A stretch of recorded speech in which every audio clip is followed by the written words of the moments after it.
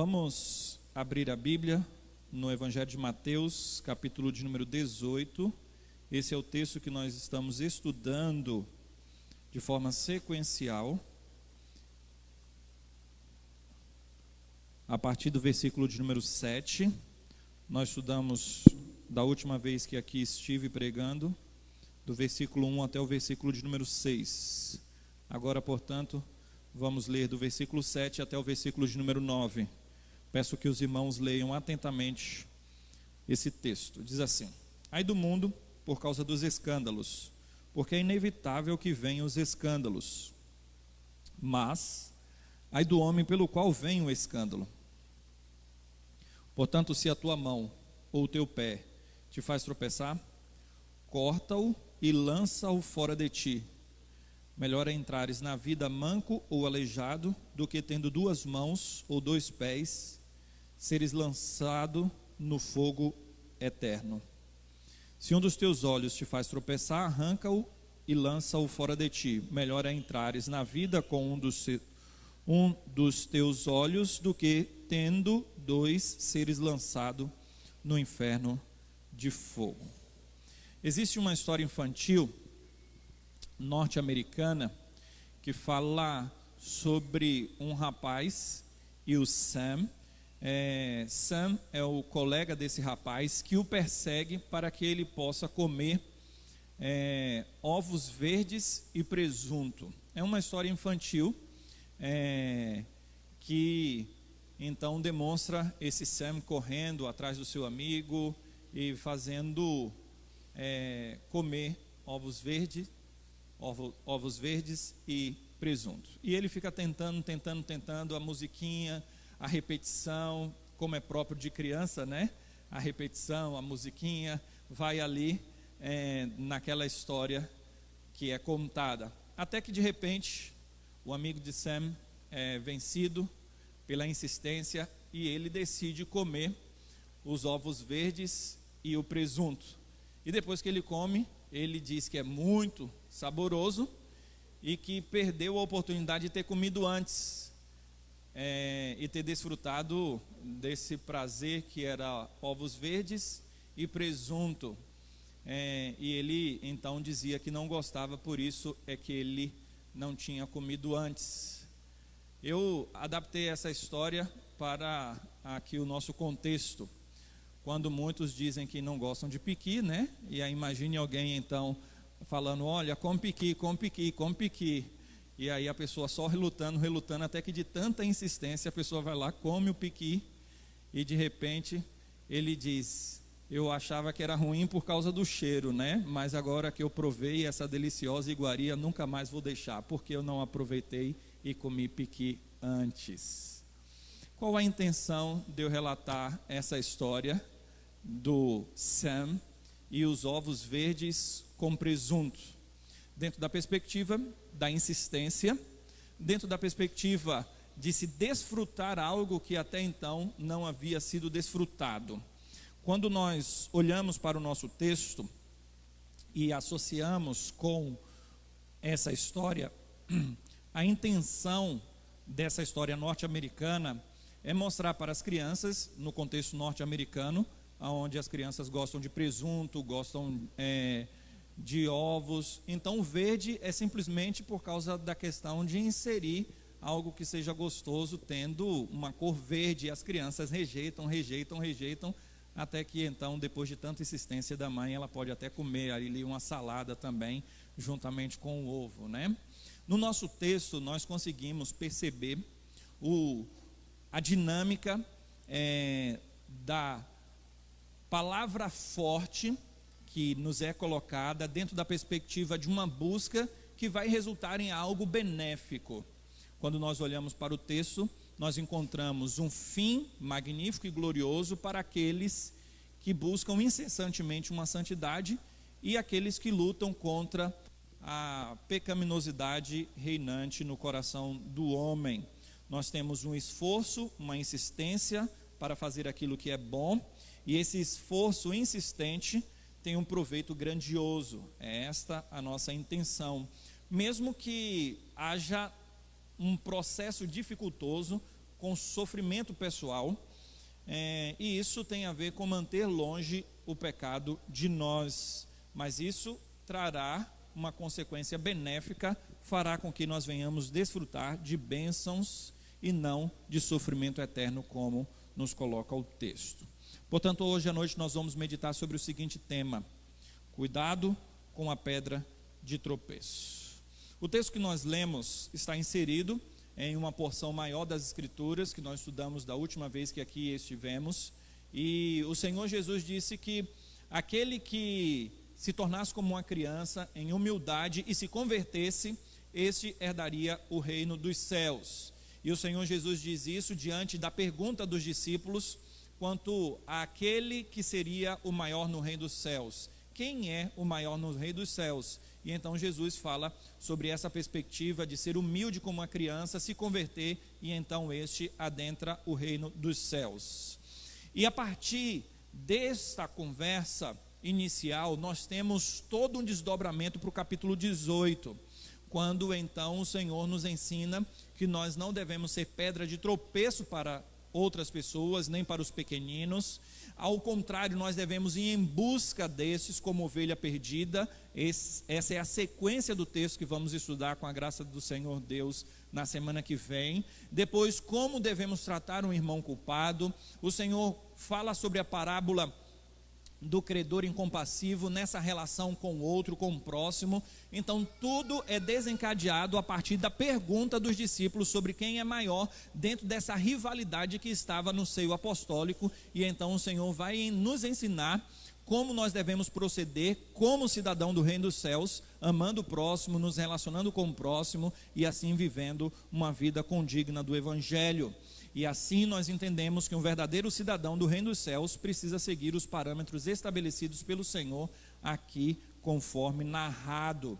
E a ideia, portanto, é se nós nos anularmos, se nós formos humildes, se nós não pensarmos em nós mesmos, nós vamos, portanto, pensar no próximo para cuidar do próximo. E é assim que nós devemos fazer. E o inverso também é demonstrado, só que dentro de um aspecto positivo. Aquele que se preocupa excessivamente consigo mesmo, esse não se preocupa com os outros, inclusive acaba se tornando pedra de tropeço para este outro, e então é a destruição dele. Inclusive o versículo de número 6, que está conectado aqui no nosso texto, mostra exatamente isto, que qualquer aquele que fizer tropeçar um dos pequeninos, melhor seria que ele desse cabo da vida dele, do que ele fazer com que um dos pequeninos se perdesse e não ter a vida eterna. O versículo de número 7, nós já começamos com a expressão ai do mundo por causa dos escândalos. É assim que inicia o versículo de número 7. Essa expressão já mostra que é inevitável vir escândalos do mundo, porque é assim que continua o texto, é inevitável que venha escândalos. Então alguém poderia, de uma forma despreocupada, usar esse texto como uma desculpa para pecar. Já que é inevitável vir escândalos, então quando eu escandalizo alguém ou quando eu peco, é natural. Mas o texto está mostrando logo na sequência que não há escusas daquele que escandaliza outros, porque o ai não é só sobre o sistema coletivo, o mundo, como é dito, ai do mundo por causa dos escândalos, mas também para indivíduos de forma particularizada, porque o texto diz, ai porém daquele que escandaliza o outro, ai daquele de quem vem o escândalo. Portanto, nós temos aqui essa expressão do Senhor Jesus dentro desse duplo aspecto. O escândalo como sendo inevitável, mas também o juízo de Deus vindo sobre aqueles que escandalizam. A expressão escândalo, que aparece no texto e que também pode ser traduzida como pedra de tropeço, como está aí no versículo de número 6, é a mesma expressão que o Senhor Jesus usa no capítulo 16, quando está falando com Pedro. Você pode ver isso no versículo 23, quando Jesus diz para Pedro, retira-te Satanás, porque tu és para mim pedra de tropeço, ou, em outras traduções, escândalo. E o que significa, portanto, esta ideia, olhando para um texto paralelo e muito próximo? Pedro havia acabado de dizer que Jesus não iria para a cruz, então aquilo era uma ofensa para o Senhor Jesus, e a palavra escândalo pode, portanto, ser traduzida como uma tentação, como uma ocasião para pecar, como um tropeço, como um escândalo, uma rocha de tropeço, aonde faz com que a pessoa não siga o caminho pelo qual o Senhor Deus quer que nós venhamos seguir, e isso está associado, portanto, também à tentação. E destaque, nós temos aqui então uma palavra do Senhor Jesus dizendo que ai daqueles de onde vem o escândalo, ai daqueles que levam outros a pecar, que são tentações para outros, aqueles que trazem ofensas para outras pessoas, para os pequeninos, para aqueles que creem no Senhor Jesus. O interessante é que os dois ais que aparecem no versículo 7 são narrativas escatológicas, como nós encontramos nas profecias, tanto do Antigo Testamento quanto do Novo Testamento. É o Senhor Jesus falando sobre o aspecto de um juízo vindouro, por isso que é escatológico, diante de um pecado ali pré-anunciado. E então nós temos o juízo de Deus que há de se manifestar, na vida daqueles que escandalizam. Então nós precisamos entender que nós teremos o juízo de Deus se manifestando na vida daqueles que são pedra de tropeço para outros e para o sistema como um todo, como diz o versículo de número 7. Ai do mundo, então o mundo aqui como um sistema anti-Deus, e depois, mas ai do homem pelo qual vem um escândalo. Esse mais é um contraste com a ideia de que é inevitável que venham os escândalos, mas não há desculpa para esses, a fim de que esses digam, olha, mas é assim mesmo, a vida é assim, sempre tem escândalo, e então eu sou desculpado por causa disso. Não, o Senhor Deus há de trazer juízo para essas duas realidades, o coletivo, o mundo ante Deus, e também os indivíduos que acabam praticando obras que servem como tropeço, escândalo, ofensa para outros. Gostaria de fazer uma aplicação muito prática para esse sistema que é o mundo ante Deus, que é o coletivo dos homens que trabalham e militam para uma agenda que é contrária à fé cristã. Quando nós olhamos para a televisão, quando você vai assistir um filme, um seriado, você vai encontrar normalmente um sistema anti-Deus. Hoje é difícil você encontrar até mesmo um seriado onde não tenha promiscuidade, devassidão, imoralidade. Então nós encontramos um sistema que é contrário à palavra do Senhor Deus. E nós encontramos esse sistema que procura levar outros à queda, ao tropeço, à destruição. Quando nós olhamos para as universidades, por exemplo, qual é o sistema instaurado ali? É um sistema anti-Deus, onde o que se é preconizado é uma vida ateia, uma vida de imoralidade e tantas outras situações mais, que envolve exatamente um mundo que procura fisgar, que procura levar como uma torrencial aqueles que são incautos, aqueles que não conhecem a verdade e, portanto, o mundo e as pessoas estão levando outros à destruição, a um escândalo, a um tropeço, a uma tentação para a destruição da vida de outros. Os discípulos aqui são alertados para que eles não pudessem de forma alguma ser tropeço para outros. E o interessante é que eles, no final das contas, haveriam de viver na contramão de ser escândalo. E é isso que é belo no texto, porque a continuação do texto, que nós vamos falar na semana que vem, mostra o contraste. Ao invés de nós sermos escândalo para outros, nós devemos ser agentes de transformação da parte de Deus, ao ponto que se alguém se escandalizar e sair, fugir, a ovelha que é mostrada aqui como aquela que saiu do aprisco, então nós vamos atrás dela. Ao invés de destruirmos, nós estamos como instrumento de Deus para a restauração destas que estão fugindo e estão indo para longe de Deus. E nós encontramos, portanto, aqui no nosso texto, uma temática dual. No versículo 1 até o versículo de número 6, que nós estudamos, fala sobre a conversão. O Senhor Jesus diz que se não se converter e for igual a uma criança, jamais adentrará o reino dos céus. E aqui agora o Senhor está nos ensinando sobre a santificação, viver uma vida de santificação. São duas realidades que caminham juntas, a conversão vem primeiro e depois a santificação.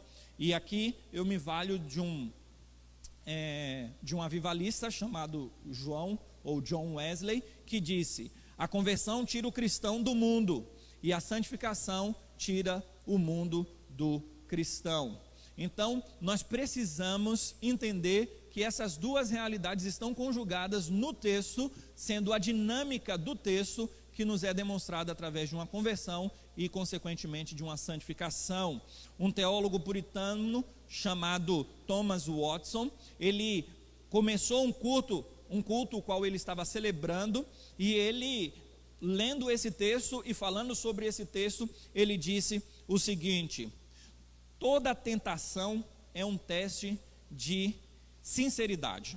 Toda tentação convida o crente a colocar um pé na igreja e um pé no mundo. E o Senhor Jesus diz imediatamente aos discípulos: tem que ser de um jeito ou de outro. Ou a pessoa está debaixo dos pronunciamentos do ai, que aqui está no texto, ou faz parte dos meus discípulos. Então esta realidade, ela está exatamente aqui no texto, quando o Senhor Jesus está se referindo aos discípulos, tais palavras, e os discípulos poderiam, essa é uma pergunta, né? Os discípulos poderiam ser rocha de tropeço para outros, se Jesus está se dirigindo a eles. É lógico que eles poderiam, mas eles não deveriam, e os verdadeiros seguidores de Cristo, portanto, não agem desta forma. Paulo diz em 1 Coríntios, no capítulo 8, no versículo 9, que a liberdade de alguém pode fazer com que ele venha ferir o fraco na fé. O fraco na fé, ele vai ser escandalizado por causa da liberdade que ele tem.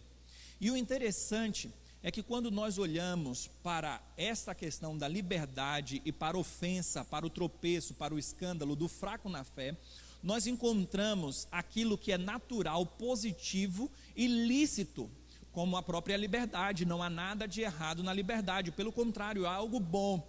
E o termo de comparação com o nosso texto é que o olho, o pé e a mão, aqui no texto, são colocados como ocasiões para que alguém peque ou faça uma outra pessoa a pecar. E assim como a liberdade, não há problema algum com o pé, com a mão e com o olho, mas as coisas boas e lícitas podem se tornar ocasiões para a destruição nossa e a destruição de outros. É isso que nós precisamos refletir de acordo com o texto. A tentação sempre virá por parte do mundo, que vai tentar atrair as pessoas, tragar as pessoas. A tentação faz isso, procura fisgar, e depois de fisgada a pessoa, então, enredada pelo pecado, tropeça, cai e se afasta dos caminhos do Senhor. Portanto, é inevitável que venham os escândalos, mas os escândalos jamais poderão vir da vida de verdadeiros cristãos, porque os cristãos não se associam com o mundo, mas se associam com Cristo na luta contra o pecado pessoal e o pecado de levar outros a um escândalo, a um pecado. Portanto, nós não devemos ser parte do problema, pelo contrário, devemos ser a solução, porque se nós nos convertemos e somos humildemente servos do Senhor, como nos aponta o texto, então nós somos um canal de bênção e não um canal de destruição. E aqui eu gostaria de dizer o seguinte sobre a questão daquilo que é lícito e daquilo que não convém, porque pode ser escândalo e destruição para outros. Muitos gostam de ir em festas onde não tem cristãos, por exemplo. Isso é errado? Não, não é errado. mas aquilo pode ser uma ocasião para a nossa destruição e para a destruição de outros. E o que o Senhor está falando aqui é sobre esse aspecto de que há um grande perigo, um grande risco, quando algo que é lícito, natural e algo que convém, até mesmo para nós, mas que pode, a partir de um problema, a partir de um contexto não saudável, se tornar inconveniente e ser escândalo. Aqui é a questão da possibilidade de uma destruição quando nós flertamos com o pecado e quando nós não achamos que é perigoso aquilo que nós estamos fazendo. Então, você pode até mesmo dizer o seguinte: mas eu não vou participar de nenhuma festa. Isso é muito radical. O Senhor Jesus no texto é radical, dizendo que nós temos que arrancar uma mão, arrancar um olho e arrancar até mesmo o pé. Isso é radical. Por quê? Porque é melhor nós entrarmos nos céus sem nenhuma festa, sem termos participado de nenhuma festa que o mundo diz que é uma festa cool, maneira, boa, do que sermos lançados no inferno com um currículo de festas nas quais nós participamos e ali nós nos desviamos e fomos instrumentos para a destruição de outros. O Senhor Jesus, no texto, ele não está falando sobre uma automutilação. O Senhor Jesus está falando de forma metafórica sobre a radicalidade de viver uma vida santa, extirpando aquilo que é ocasião para que eu venha pecar, uma ocasião que me leva ao erro e à falha. Portanto, a comparação é entre a vida terrena, que aqui na terra nós temos um olho, nós temos uma mão, nós temos um pé, mas do que adianta termos essas realidades aqui na terra e perdermos a vida eterna. E a ideia é que se qualquer atitude colocar em jogo a minha vida com Deus, eu devo eliminar essa atitude, eu devo eliminar tal realidade, eu devo extirpar tal mal da minha vida, ainda que seja algo natural, bom, benéfico, mas eu devo fazer isso, eu devo excluir da minha vida tal atitude. E por falar em exclusão, hoje nós temos algo que é lícito, algo que é bom, como as redes sociais. Mas muitos deveriam excluir as redes sociais porque tem se tornado uma ocasião para pecar. Tem sido algo que tem levado muitos a desejar o que não tem dentro da cobiça, tem feito com que as pessoas desejem pecar em todos os aspectos, e assim alguém pode vir com aquele mesmo argumento: mas é tão radical assim? Não, você não precisa excluir. Mas se aquilo coloca em jogo a sua vida espiritual, aí eu digo, melhor é você excluir e você ir para o céu sem nunca ter tido um Facebook, do que você ter vários perfis em redes sociais e ter conhecido muitas pessoas e ainda assim ter perdido a sua alma. A rede social nos é lícita, mas se ela se torna uma tentação para que até mesmo eu venha escandalizar outros, né? Hoje tem gente que manda cada mensagem por rede social que é para o coletivo, né? Mas na verdade ela tem um alvo em mente, está deflagrando o seu ódio contra uma pessoa em específico, e além de tudo ela está levando uma pessoa ao escândalo e ela mesma tem se escandalizado diante dessa realidade. Nós não devemos flertar com o pecado, pelo contrário, nós devemos lançar para longe de nós. O evangelista Moody disse certa vez: as tentações parecem como marginais, trate-as amavelmente e elas retornarão trazendo outras com elas. Então, quando nós flertamos com o pecado e tratamos o pecado de forma amigável e amável, é certo que nós pecaremos muito mais. Tem amigos que são próximos no trabalho, na faculdade, e essas pessoas se tornam ocasiões para que nós venhamos pecar. Nós precisamos entender, meus amados irmãos e amigos, que existem muitas coisas lícitas nesse mundo, como o olho, como a mão e como o pé, mas que tem destruído a vida de muitos, e nós precisamos, portanto, ficar atentos, porque quando nós olhamos para aquilo que é natural e comum, muitas vezes nós não enxergamos o risco que aquilo pode nos causar. E é exatamente essa a perspectiva do texto. Quem poderia dizer que uma mão poderia ser a perdição de alguém? A mão que realiza tantas coisas boas. E o Senhor está mostrando exatamente o perigo daquilo que é comum, bom, louvável, e que foi Ele mesmo quem fez, mas que se torna a destruição da nossa própria alma. Portanto, se você tem amizades em alta estima que lhe levam a pecar, então você está na contramão do ensinamento de Deus. E a ideia aqui nesse texto é: nós precisamos tratar o pecado com a seriedade que é o pecado. O pecado me leva para uma destruição eterna, como o próprio texto mostra, o inferno. Então eu não posso flertar com o pecado e eu não posso brincar com a minha alma. Eu preciso tratar adequadamente as realidades espirituais. Eu não posso pecar e não posso acariciar ali aquelas situações que me levam a pecar. O verso 8 e 9 do nosso texto fala do pé, do olho e da mão, que nos fazem tropeçar. Aqui nós temos uma metáfora sobre aonde nós vamos. O pé lhe leva para um determinado local. O que você faz, é a mão que faz com que você tenha alguns atos, algumas atitudes, e o olho, o perigo com aquilo que nós enxergamos. E então nós temos as questões lícitas, mas que podem nos levar a um pecado. Essa metáfora é que estas ocasiões podem ser pedras de tropeço para nós e para outros. Às vezes as pessoas não precisam nem nos empurrar, mas é o nosso próprio eu, porque percebam que o olho pertence a mim, o pé a mim e a mão a mim.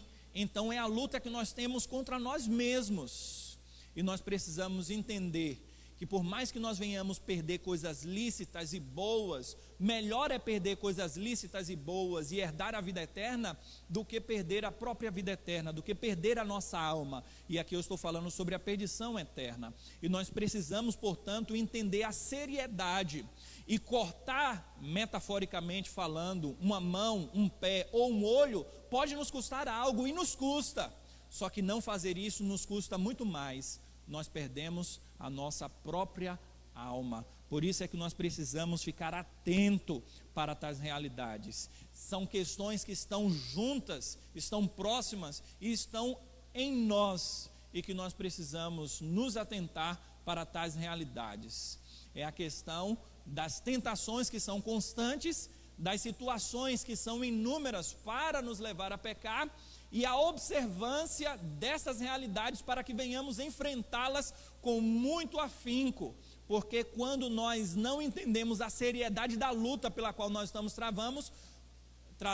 travando, nós então baixamos a guarda e deixamos que o mal nos assole. Lutero disse o seguinte quanto às tentações: as tentações estão em nós como a barba, barbeamo-nos hoje, parecemos apresentáveis e nosso rosto está limpo. Amanhã nossa barba cresce de novo e não para de crescer enquanto estivermos nesta terra. De maneira semelhante, as tentações não podem ser extirpadas de nós. Ela brotará em nós enquanto vivermos. Diante da constatação da situação de que as tentações sempre estarão presentes diante de nós, e no mundo nós sempre teremos escândalos e tentações, qual o conselho diante da constatação de Lutero? Então me valho de Spurgeon, que disse: assim como somos tentados sem cessar, oremos sem cessar. Portanto, meus amados irmãos, prestemos atenção sobre a seriedade deste assunto. As tentações são inevitáveis, como falamos, mas nós temos como evitar cair nessas tentações. Me valho novamente de Lutero, que disse que nós não temos como evitar que pássaros sobrevoem a nossa cabeça, mas nós temos como evitar que eles façam ninhos nelas. Portanto, meus amados irmãos e amigos, nós precisamos e devemos lutar contra o pecado, entendendo a seriedade e extirpando algo que é valioso, mas que tem se tornado ocasião para que venhamos pecar. mesmo que seja valioso, nós temos que extirpar, porque nos custará muito. Não adianta nada termos isso e sermos lançados no inferno. Portanto, a santificação é algo que nos tirará vários prazeres nessa terra, prazeres passageiros, transitórios, mas nos trará prazeres eternos e gloriosos. A santificação poderá ser árdua em uma luta contra os prazeres pecaminosos, mas a santificação nos livrará da morte eterna. Como eu disse, o pé, o olho e a mão são coisas boas, metáfora de coisas boas e da luta contra nós mesmos. E essas coisas boas entram em uma rota de colisão com o Senhor Deus quando nós deixamos a palavra de Deus para preservar aquilo que é bom e lícito, mas que nós temos em mais alta estima do que o próprio Deus. Então, o que está em jogo aqui é a nossa devoção para com o Senhor, o nosso amor para com o Senhor Deus, em contraposição a um amor e um prazer transitório, aquela satisfação que me é pecaminoso e inclusive me leva ao pecado. Então, diante de tais realidades, nós temos o quê? De um lado, o amor para com o Senhor Deus. A santificação é exatamente o entendimento de que Cristo morreu por nós e que Cristo deu a vida dele em nosso favor, e entendendo essa realidade com o poder do Espírito Santo em nós, nós lutamos porque amamos ao Senhor e porque Ele nos amou primeiro. E quando nós então fragilizamos esse princípio, o que nós fazemos é amar mais o pecado do que a Deus, ou até mesmo amar na mesma medida. Mas amar na mesma medida já é exclusão desse amor primordial que nós devemos ter para com o Senhor Deus. E aqui me valho de uma citação, outra citação agora de Agostinho, um dos pais da igreja, que recebeu a alcunha de o doutor da graça. Ele disse o seguinte: pois te ama pouquíssimo aquele que ama qualquer outra coisa junto contigo, a qual ele ama não por amor a ti. A ideia é que amar qualquer coisa na mesma medida do Senhor é amá-lo pouquíssimo. E se eu amar qualquer outra coisa que não seja por causa de Cristo, eu não amo por causa de Cristo, mas eu amo para excluir a Cristo. Então nós precisamos, meus amados irmãos, amar ao Senhor em grande e em alta estima, porque qualquer outra coisa, quer seja família, bens ou qualquer outra situação boa que o Senhor nos deu, mas que está em reta de colisão com o próprio Deus, com o próprio amor que nós temos para com o Senhor, então nós amamos ao Senhor Deus em pouca medida. O pé, a mão e o olho no contexto é ocasião para pecar, mesmo sendo coisas boas. Tais realidades, ainda que sejam boas, mas jamais se igualam ao Senhor Deus. Deus está acima de todas as dádivas e de todos os dons que Ele nos deu. E se alguma coisa quiser excluir a nossa santidade, por mais lícita que seja, nós devemos arrancar e extirpar, porque o nosso amor para com o Senhor Deus deve ser muito maior. E o próprio texto vai falar que se assim for, se amarmos qualquer coisa que seja maior do que o nosso amor para com o Senhor Deus, seremos lançados no fogo do inferno, porque nós queremos ganhar tanto essa vida, tantos prazeres dessa vida, que o que nós vamos ganhar é um afastamento total de Deus. A fé, ela é vivida no invisível. Nós temos Deus, a realidade do inferno que é falada aqui no texto, e em contraposição nós temos aquilo que é visível, olho, pé e mão, a realidade material. Quando entra em reta de colisão o nosso amor para com Deus com aquilo que é visível, o que é que nós vamos preservar? A nossa mão, o nosso pé, o nosso olho, ou nós vamos preservar o nosso amor para com Deus? É certo que se for na mesma medida, nós vamos querer preservar aquilo que é visível, como diz no ditado: longe dos olhos, longe do coração.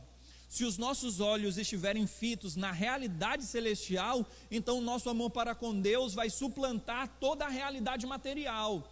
Mas aquilo que é visível atrai mais, fisga, chama a nossa atenção. E nós precisamos, portanto, amar ao Senhor sobre todas as coisas, porque esse é o princípio para vivermos uma vida santa diante do próprio Deus. Percebam também a expressão que aparece no texto para lançar longe de nós. O que é dito é: arranque e lance para longe de você. É isso que está no texto. E por quê? Simplesmente porque você pode ir lá e buscar de novo, né? É simples. Você jogou fora, mas depois você se sente tentado a ir lá e buscar de novo. Então tem uma atitude tão radical e lance para longe de você aquele mal que em um determinado momento não era um mal, mas se tornou um mal porque era um escândalo, uma rocha de tropeço, algo para destruir. Isso, portanto, quer dizer que você deve se livrar por completo daquilo que você exclui, para que você não corra o risco de ir lá e buscar de novo. E eu gostaria de fazer um trocadilho aqui, um trocadilho que considero interessante, de acordo com o texto. Ou você lança para longe de você parte do seu corpo, ou você será lançado com o corpo inteiro no inferno para longe de Deus. Porque o inferno é exatamente viver longe de Deus, e é o que o texto fala, ser lançado no inferno o corpo inteiro, e o texto fala de lançar para longe parte do seu corpo. Portanto, o texto fala sobre o grande perigo de flertarmos com a ocasião para pecar, e o perigo de sermos lançados no fogo do inferno é um perigo real. E nós não devemos, portanto, fazer concessões com o pecado. Nós não devemos deixar o inimigo remanescente em nós, que é o corpo de pecado, vencer nessa luta que nós devemos travar todos os dias. Nós devemos nos satisfazer em Deus e não ter uma satisfação no pecado, já que a carne quer nos levar para longe de Deus, que venhamos viver para o Senhor Deus e para a glória do nome do Senhor. O Evangelho de Marcos, que é um texto paralelo a este, ali narra a mesma situação que está narrando aqui, no capítulo 9, no versículo 44, é acrescentado algo que não está aqui. Nesse texto que narra a mesma realidade, lá fala sobre o inferno nos seguintes termos: aonde o verme não morre e aonde o fogo não apaga. São expressões que são referidas ao inferno, conforme o texto nos coloca, mas há um adendo, que esse local chamado inferno, lá o verme não morre e o fogo não se apaga. O que isso quer dizer? Existe uma expressão e uma figura que é usada muito dentro desse contexto, de que em Jerusalém existia um depósito de lixo que era no Vale de Inom, e lá muitos corpos eram lançados ali, de malfeitores, de assassinatos e tantas outras realidades mais. Era o lixão de Jerusalém, e ali corpos ficavam ao ar livre, de assassinos que morriam. Então eles não tinham um tratamento adequado e justo do seu corpo, e eles eram lançados ali naquele lixão. E é sabido que o verme, ele come o corpo já morto e que está em um estado de podridão, petrufação, e ali ele vai comendo até morrer. Quando acaba todo o corpo que foi comido, o verme então vem a morrer, a perecer. E a ideia é que outros corpos que são lançados ali servem como um local para o verme transitar de um corpo para outro constantemente. E ali o fogo que está em Jerusalém, dentro dessa figura, não se apagava, constantemente ali estava. Então essas são as figuras que o Senhor Jesus usa para se referir ao inferno dentro de um sofrimento eterno. Quando nós olhamos para essas figuras, nós enxergamos a seriedade de um sofrimento que nos é referido pelas próprias Escrituras. Jesus foi quem mais falou sobre o inferno, e nós não podemos achar que esta é uma mensagem que não deve nos impactar, pelo contrário, deve nos alertar e fazer com que nós venhamos cada vez mais perceber a seriedade do que está sendo dito. Muitos inclusive dizem que Deus é amor e de forma alguma Ele vai castigar as pessoas. Mas quando nós olhamos para as Sagradas Escrituras, nós encontramos Jesus falando mais sobre o inferno do que sobre o próprio céu. A mensagem sobre o inferno vem das palavras do Senhor Jesus. E um teólogo norte-americano, presbiteriano, já falecido, chamado Sproul, ele disse: se não gostamos da pregação sobre fogo e enxofre, então nós não gostamos da pregação de Jesus, porque Jesus fala sobre a destruição final. Mas o Senhor Jesus é misericordioso, bondoso, magnífico e longânimo, e é exatamente por isso que Ele manifesta essas palavras que são duras, são manifestações do amor dEle, porque Ele nos alerta, Ele nos conclama, Ele nos chama a atenção para vivermos de acordo com a vontade dEle. E logo em seguida, portanto, vem a parábola das 100 ovelhas, mostrando exatamente esse amor de Deus para conosco, esse amor que nós devemos vivenciar. Gostaria de concluir dizendo que o Sam, lá do início da historinha, que busca o seu colega, chama para que venha comer ovos verdes e presunto, ele tem um objetivo, de ganhar aquele seu amigo, no aspecto de que ele venha comer e saborear aquilo que estava sendo dado para ele. Quando nós olhamos para a dinâmica do texto, nós só temos dois caminhos: ou nós somos pedra de tropeço para nós mesmos e para outros, ou nós vamos em direção aos outros, buscando como Sam, aquele que não conhecia Cristo, e assim este vem, conhece a verdade do Evangelho e vive algo que não é um gosto pessoal como piqui ou como ovo e presunto, mas é algo que é verdadeiro, algo que é fantástico, o desfrute do céu de glória, das benesses que vêm na santificação, e nós precisamos, portanto, honrar a Deus dentro dessa perspectiva, porque o mesmo Deus e Pai que lançou Jesus na cruz, é o mesmo Deus e Pai que lança os pecadores no inferno. E se o Deus e Pai lançou Jesus na cruz para a nossa salvação, Ele fez isso para que nós não sejamos lançados no inferno, mas nós precisamos crer nas palavras do Senhor Jesus, nos convertermos e nos santificarmos para a glória de Deus Pai. Essa é a minha oração para toda essa igreja, e eu a faço em nome de Jesus. Vamos ficar em pé.